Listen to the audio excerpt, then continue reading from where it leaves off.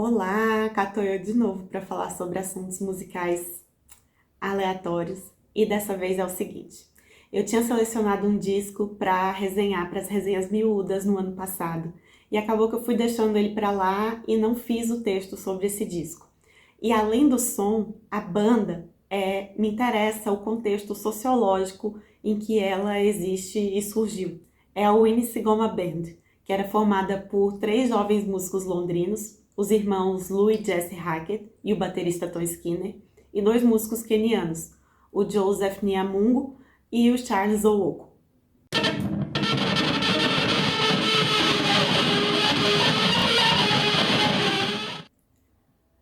A Winnie Sigoma Band começou lá em 2009, quando os três músicos londrinos foram para Nairobi, junto com outros dois guitarristas, com um projeto em parte financiado pela The Art of Protest, que é uma organização voluntária no Quênia que buscava dar visibilidade e alavancar a carreira de músicos de rap.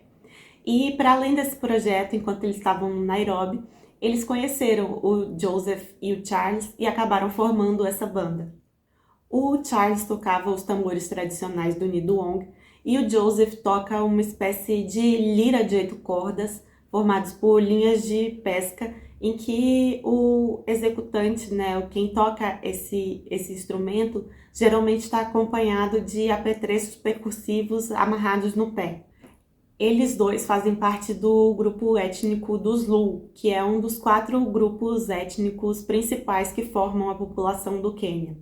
E eles são originários da província de Nyanza, que fica à beira ali do Lago Vitória, que é o segundo lago maior do mundo. Acho que é o segundo mesmo, maior em superfície e extensão, e que também abrange os territórios de 2 outros países, de Uganda e da Tanzânia. E eu tô dando esse drop sabor geografia aqui, porque depois eu vou comentar um pouquinho sobre alguma troca e colaboração musical que existe entre esses países.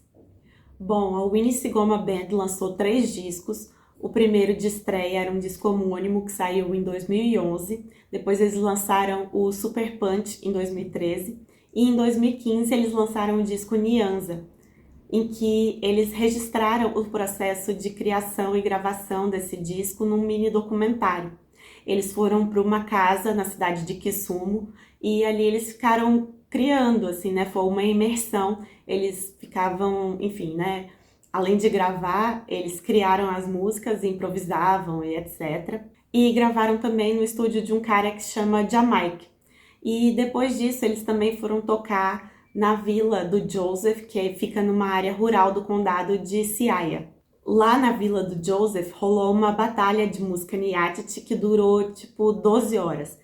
E é uma estrutura musical que parece muito a das músicas que a gente tem aqui nas regiões rurais também. Essa coisa do duelo, sabe? De resposta contra resposta e que acaba indo noite adentro. Bom, a banda fez diversas turnês ao longo desse tempo e em 2015, logo depois que o disco Nyanza foi lançado, o Charles faleceu e o projeto ficou um pouco estremecido. Eles sempre lançaram todos esses 3 discos pelo Brownswood Records, que é o selo do Gil Peterson, que é aquele DJ britânico que também é apresentador da BBC Radio e que foi o criador da Worldwide FM. Eles decidiram que iam lançar um último projeto, que é o The Lost Tapes, que é esse disco que saiu no último mês de outubro de 2021. O The Lost Tapes traz músicas que ficaram de fora dos outros discos e traz também cortes e improvisos que tiveram o Charles ali na gravação. Mas eles também gravaram faixas novas, incorporando um novo membro, que é o ugandês Lawrence Okello, que chegou para tocar o xilofone Amandinda e um instrumento de corda chamado adumbo. Dá para perceber que nesse disco os sons são um pouco mais crus, assim, mais sujos. E tem uma faixa de homenagem ao Charles que tem uma roupagem, enfim, tem uma produção dub em que as cordas ganham proeminência e a voz fica lá atrás numa atmosfera que pode ser assim, enfim, como eu posso dizer, enevoada, sabe? Típico do dub mesmo. As faixas em que tem a participação do Charles, elas estão na segunda metade do disco. Acho que uma das minhas preferidas é a Skinner Edit. E, bom, A primeira parte do disco tem lá a participação do Lawrence, né? Que chega com os dois instrumentos que ele toca, adiciona outras camadas e outras texturas para o som da banda. E tem uma faixa que se chama Changamuca, que se não lembra muito Baiana System, ou eu tô surda ou eu tô louca. Tem uma faixa também que se chama Fisherman's Camp Part 2, que é, enfim, né, a segunda parte de uma faixa que tá no disco prévio, no Nyanza, e que, bom, também tem essa ambiência dub, que eu acho que é fruto das gravações ali, né, no estúdio do Jamaica. E o dub não é, na verdade, uma novidade nos discos deles, né, porque os caras de Londres acabam deixando bem claro como que o dub, né, que também é muito presente no Reino Unido ali, com a imigração jamaicana, com a chegada do reggae ali, a transformação dele em outros ritmos, sempre foi uma influência para eles. Bom, parece um pouco problemático, né, pensar nessa formação interétnica da banda, com 3 londrinos e 2 representantes da música tradicional do Quênia, em que há um certo choque mesmo entre os pressupostos musicais e culturais deles, mas o interessante é ver isso mesmo, assim, ver como eles se adaptam, ver como eles se lidam com isso e como eles foram moldando esse som ao longo de um tempo de relação mais ou menos longo, né? Acho que onde fica mais visível essa diferença entre os pressupostos musicais é quando a gente vê o encontro entre o Neil Dong do Charles e a bateria do Tom, em como eles vão mesclando padrões e, enfim, como eles vão dialogando e construindo ali essa relação entre eles para que não haja esse choque, mas ao mesmo tempo que fique claro um som e outro e que nenhum ultrapasse, né? Nenhum se imponha ao outro. Isso porque o próprio Nyatiti é um instrumento rítmico. E a música para os quenianos, ela vem muito de uma tradição oral e ancestral. O Joseph fala nesse mini documentário do Nyanza que ele aprendeu música porque o bisavô dele tocava, que ensinou para o avô, que ensinou para o pai, que ensinou para ele. Já o Charles fala que ele sonha com um guia que vai falando o que ele tem que tocar. Então, para ele, a música é realmente uma questão espiritual, né? Ele tem os espíritos que guiam ali como ele deve tocar. E o Charles fala que achava que o Nyatiti era uma tradição em que os jovens já não tinham mais tanto interesse. E a partir do momento em que ele foi se apresentar na vila dele com a banda, os jovens passaram a procurar ele muito mais para tentar aprender o instrumento, para pedir aulas de como se tocava o Nyatiti. E, na verdade, o Nyatiti é um instrumento muito antigo que foi passando por diversas adaptações. Ele vem ali da região do Egito, do Vale do Rio Nilo, passa pelo Lago Vitória, né, aquela região do Lago Vitória, vai até o Vale do Rift. E hoje tem muitas mulheres tocando o Nyatiti. Um dos exemplos é a japonesa Eriko Mukoyama e a cantora e compositora Suzanne Oil.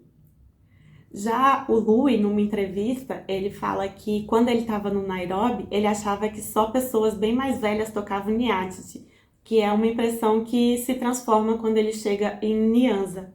E é interessante, né, porque a música do Quênia, ela é muito diversificada, na verdade, como em quase todos os países, muito por causa dessa plurietnicidade que forma a população do país e sua história. E eu nem vou entrar nesse mérito, porque senão a gente vai começar a entrar numa seara da etnomusicologia e não é o objetivo desse vídeo. Mas preciso falar também que a produção atual da música contemporânea no Quênia tem uma cena forte de música alternativa, em que eles apelidaram de Out. E eu vou deixar na descrição do vídeo uma playlist feita pelo músico Teto Chano, que, enfim, né, tem um monte de referências sobre essa cena. E na década de 90 também tem um fenômeno muito interessante que acontece no Quênia, que dá uma revirada, assim, na música que é feita por ali, principalmente na música feita pelos povos Kikuyu, que é o Mugiti, que é um guitarrista solo cantando e tocando. O Mugiti, ele pode ser considerado um gênero musical e ele acabou se desenvolvendo no Nairobi e se expandindo principalmente através das apresentações em bares suburbanos ali pela periferia da capital. Como gênero musical, acaba que o Mugithi dialoga com a tradição da música do Zulu e com o Benga, que é uma adaptação bastante popular para a dança do Zulu. E se vocês procurarem no YouTube, tem muitas referências ao Mugithi, mas vocês vão achar principalmente coisas, as primeiras que vão aparecer, relacionadas ao gospel, né? Lembrando que a população do Quênia, a maioria é cristã, e dentro desses cristãos a maioria é protestante. E é uma música que, enfim, como ela foi se expandindo assim pelos bares, né? Geralmente com o guitarrista solitário, mas nos vídeos tem alguns em que eles estão acompanhados de um baterista. Como os espaços para tocar eram os bares, os restaurantes, churrascarias e etc., eles passam a adaptar essa música gospel, as melodias e as músicas gospel, colocando letras que estão relacionadas ao sexo, que, enfim, né, vai entrando a noite, vai entrando o álcool e aí o contexto vai mudando e a música também se adaptou a isso. Bom, eu não vou falar muito porque eu sou um pouco ignorante nessa parte e eu vou deixar também um vídeo aqui na descrição do canal, um vídeo não, um texto, e que fala disso de forma mais detalhada.